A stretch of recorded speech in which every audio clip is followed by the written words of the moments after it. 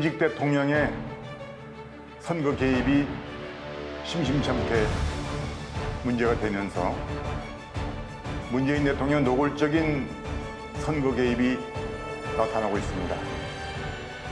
지난 2004년 노무현 대통령은 총선을 불과 2달 정도 앞둔 시점에서 언론사 기자들과의 회견 속에 개헌저지선이 무너지면 어떤 일이 일어날지 모르겠다.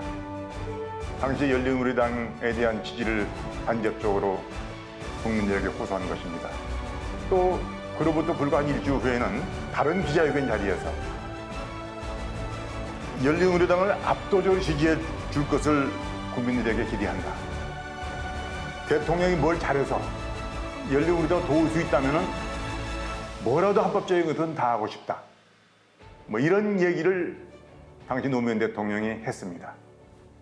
이것은 당시 노무현 대통령에 대한 탄핵 사유까지 됐습니다.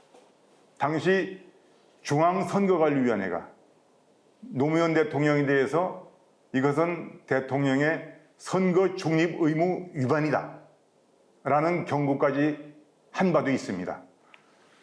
그런데 지금 현직 대통령 문재인 대통령은 이보다 더 노골적인 말로가 아닌 현실적인 선거 개입을 선거 때마다 해서 지금 상당히 문제가 되고 있는 실정입니다.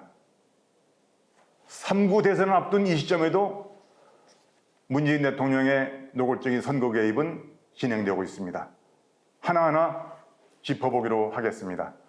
먼저 우리가 문제 삼지 않을 수 없는 것은 지난 2018년 지방선거 당시 이제 김기현 당시 울산시장이 현재 국민의힘 소속 시장이었습니다만은 김기현 당시 현 우리 야당인 국민의힘 시장을 낙선시키고 송초로 현 시장을 당선시키기 위해서 청와대가 노골적으로 개입한 정황이 드러났고 이에 대해서 검찰의 수사가 진행되어서 13명에 이르는 사건 관련자들을 기소까지 했습니다. 이에 대한 전반적인 상황을 먼저 짚어보고 기타 문재인 대통령이 지금 어떤 식으로 선거 개입을 해왔고 지금은 어떻게 하고 있고 하는 것을 짚어보는 순으로 이 시간 진행을 해드리겠습니다. 먼저 울산 선거 개입 사건 어떻게 된 것입니까? 예, 자유헌정포럼 전략기획위원장 임정빈 교수입니다.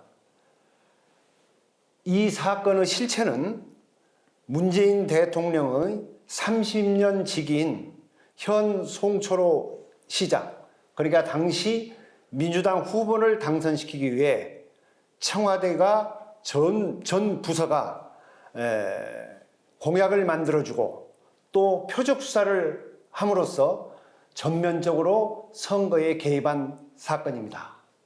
구체적으로 당시 야당 후보였던 현 국민의힘 원내대표 김기현 당시 울산서장을 낙선시키기 위해서 청와대가 개입한 사건입니다. 이미 공정거래위원회나 울산지검으로부터 사건이 안 된다고 종결한 사건을 청와대가 재가공해서 황운하 당시 울산지방경찰청에 하명수사 형식으로 내려보내가지고 무리한 수사를 해서 결국 그 수사로 인해서 선거에 결정적 영향을 주게 되고 더블 수각으로 앞서가던 김기현 후보가 압수수색을 하고 시장시설을 압수수색하고 가공된 사건으로 동생과 비서실장을 집중 수사함으로써 여론조사 득표율이 절반으로 추락하는, 그리하여 결국 낙선하는 상황을 맞이하게 된 것입니다. 예, 당시 그럼 김기현 현 우리 국민의힘 원내대표가 당시 시장이었는데요. 네네. 김기현 시장은 모든 혐의가 그 위에다 근거 없는 걸 밝혀졌잖아요. 예. 그 뒤에 경찰이 기소 의견으로 검찰에 송치했지만 검찰은 수사 결과 혐의 없음으로 모든 사건이 혐의 없음으로 결론이 났습니다. 예. 그래 김기현 대표는 피해만 잔뜩 보고 그렇죠. 실은 아무런 근거가 없는 혐의인데도요. 네. 선거에 막대한 영향을 미친 것이죠. 그래서 검찰 공소장에도 선거 공작이라는 말을 공소장에 명시했습니다. 아, 그렇습니다. 그래 당시에 그런데 기소된 사람이 몇 분이죠? 몇 명이죠? 13명입니다. 13명인데 지금 재판이 어디까지 와 있습니까? 네, 22개월 동안 재판을 진행하지도 않고 있다가 현 사법부는 지난 22개월 만에 김기현 고소인, 즉 피해자 겸 고소인을 참고인 진술 조사를 받는 걸로 시작을 했는데 현재도 재판이 지지부진한 상태입니다. 예. 지금 이로 인해서 이제 김기현 대표는 당시 낙선되는 그런 큰 피해를 입었고요. 네. 또 재판을 받고 수사를 받는 그러한 또 결국 무죄로 됐습니다만은 예. 그 과정에서 얼마나 고초가 많았겠습니까? 어쨌든 지금 13명에 대한 그 노골적인 선거 개입에 관여된 사람들에 대한 기소가 이루어졌는데도 지금 김명수 대법원장이 이끄는 이 사법부가 이거 참 이상한 행태를 보이고 있는 것이죠. 그렇습니다. 예, 그 역대 대법원까지 이렇게 참 집권당 편에 서서 네. 이렇게 선거 부정을 도와줘 선거의 그 사후 이 기소된 사람들까지 재판을 늦추면서 예. 이런 노골적으로 집권당의 편을 든 이런 모습을 우리가 본 적이 있습니까? 전혀 없었죠. 예, 그렇죠. 네. 저는 사실 이번 문재인 정부 행태를 보면서 사실 이거 내로남불의 행태가 너무 지나치다. 네. 예? 그 사실 국민들이 문재인 정부에 기대를 가졌던 것은 그래도 민주주의를 제대로 확립하고 네. 또 사법 질서 이런 모든 면에서 좀 그래도 좀 나은 정부를 만들어 달라는 기대가 있었을 거예요 아마. 예, 예. 아마 그런 기대가 이제 모아져서 이제 박근혜 대통령 탄핵 이후에 헝클어진 나라를 바로 세워보라는 그런 주문을 했던 것 같은데 실제 행태는 청와대가 이렇게 노골적인 선거 개입을 하고 예. 또 기소가 됐음에도 불구하고 청와대 코드를 맞은 사법부도 또 역시 그 재판에 협조를 안 하고 미적거리고 이런 모습을 보여주고 있어서 지금 국민의 그 문재인 정부에 대한 실망감은 대단할 걸로 좀 생각됩니다. 네, 그렇습니다. 예, 그래서 네. 그것이 바로 이제 이번 선거의 정권 교체 여론에 나타나지 않았는가 네, 예, 이렇게 생각이 됩니다. 그런데 지금 이제 울산은 지금 이제 그런 상황이고요. 문재인 대통령은 지금 여기에서 그치지 않고 선거 때마다 선거에 개입하는 네, 그런 사례가 이런 모습을 지금 보여주고 있죠. 네네. 지난번 4.7 보궐선거 때 부산도 내려가서 가덕도 예, 그렇죠. 방문했죠. 예. 예, 가덕도 내려가서 문재인 대통령이 가덕도 신공항 건설을 밀어붙이려는 민주당이 힘을 실어준 거 아닙니까? 그렇습니다. 예, 가덕도 신공항을 생각하면 가슴이 뛴다는 동 하면서 예. 그때 열세였던 부산 선거를 뒤집어 보려고 예. 무진 애를 썼습니다만은 결국 문 대통령이 그렇게까지 노골적으로 선거 개입했음에도 불구하고 뭐 부산 선거는 민주당이 참패로 끝나고 말았죠. 그렇죠. 예. 예, 지금 그렇습니다만 이번에 또 다시 이제 문재인 대통령이 이제 다시 또 열세인 선거 국면을 뒤집어 보기 위해서 군산을 가지 않았습니까? 네. 군산을 간 내용은 뭡니까? 좀 아시는 대로. 군사는 그 이명박 정부 때 현대 중공업에서 조선소를 건립했는데 수지가 안 맞아 그동안에 운영이 중단됐었습니다.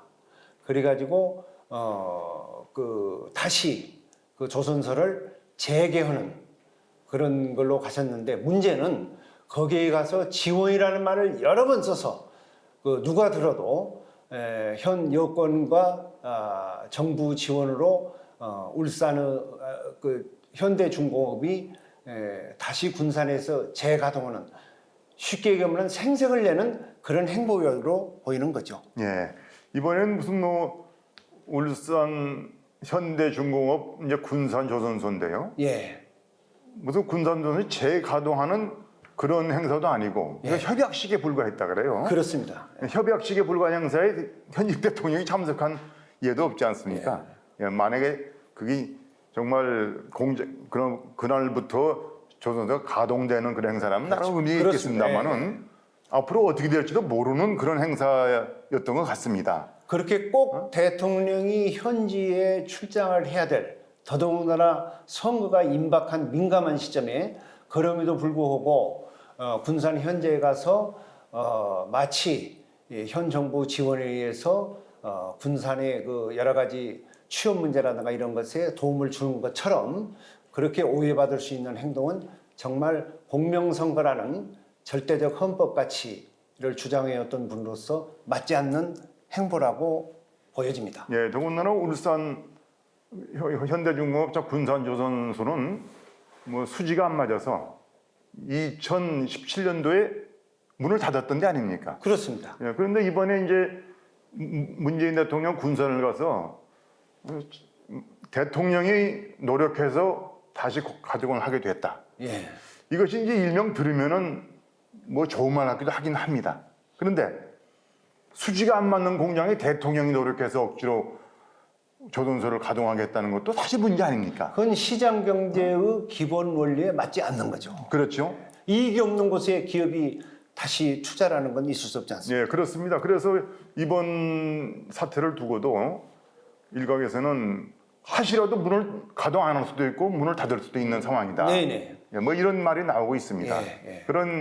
이런 상황 속에서 대통령이 자기 업적을 과시하면서 이렇게 또 여권에 유리하도록. 예, 여권이 유리하도록 군산을 방문했다는 것은 노골적인 선거 개입이 아닌가. 더욱이 특히 그 대통령께서 그 군산을 방문하던 시점은 호남에서 전례 없이 두 자리 숫자 이상의 윤후보 주지율이 상승하던 시점이기 때문에 더욱더 논란과 오해의 소지가 있는 것이죠. 예, 그렇습니다. 그 역대 선거 때마다 지금 민주당이 야당일 때는 예, 선거 때마다 중립 내각을 요구했습니다. 그렇죠. 예, 그리고 또 특히 선거 주무장관, 지금 이제 행안부 장관입니다만 행안부 장관이 아니라 법무부 장관 같은 경우는 또 개각을 했고 해서 예. 비정치적 인사를 교체를 하지 않았습니까? 그렇습니다. 예. 근데 이번에는 그냥 뭐 거의 뻔뻔하잖아요. 전혀 우리 물론 야당도 강하게 그런 요구를 안 했습니다만은 중립내각 구성할 마음조차 갖지 않지 않았습니까? 예.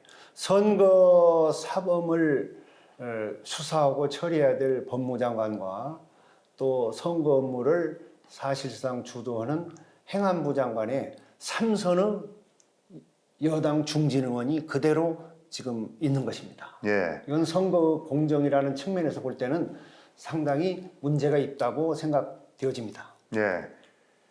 아까도 말씀드렸듯이 지금 이제 김명수 대법원장마저 선거 사건 재판을 한없이 늑장을 부리면서 재판을 거의 하지 않는 모습을 보여주고 있고 또 선거 주무장관들이 그대로 정치인으로 이렇게 남아 있고 또 대통령이 또 노골적으로 여당 후보를 돕기 위한 이런 행태를 직접적으로 보여주는 이런 상황 속에서 우리 지금 3구 대선을 치르고 있습니다. 예, 우리 국민들께서는 이런 상황일수록 주권자로서 눈을 부릅뜨고 또 올바른 표를 행사해야 되겠다는 이런 각오를 다져주셔야 되지 않겠는가, 이런 부탁을 저희는 드리지 않을 수가 없습니다. 어떠한 그 부정 시도에도 민주주의 꽃인 선거 공정을 확보하기 위해서는 국민 여러분들이 예력의 일을 관찰하고 주시하고 감시하면서 하는 것이 민주주의의 발전에 큰 도움이 되고 요체라고 생각되어집니다. 국민 여러분들의 관심과 공명선거에 대한 그 지원을 우리는 기대하는 것입니다. 네. 3구 대선에서 깨어있는 국민의 깨끗한 표가 행사되기를 간절히 기대하고 국민 여러분의 노력으로 국민 여러분의 깨끗한 그런 또 열성적인 한 표가 모아져서 이번에야말로 나라를 바로 세울 수 있는 그런 획기적인 정치 개혁, 정치 변화가 이루어지기를 간절히 기대하면서 본 방송 마치겠습니다. 수고하셨습니다. 수고하셨습니다.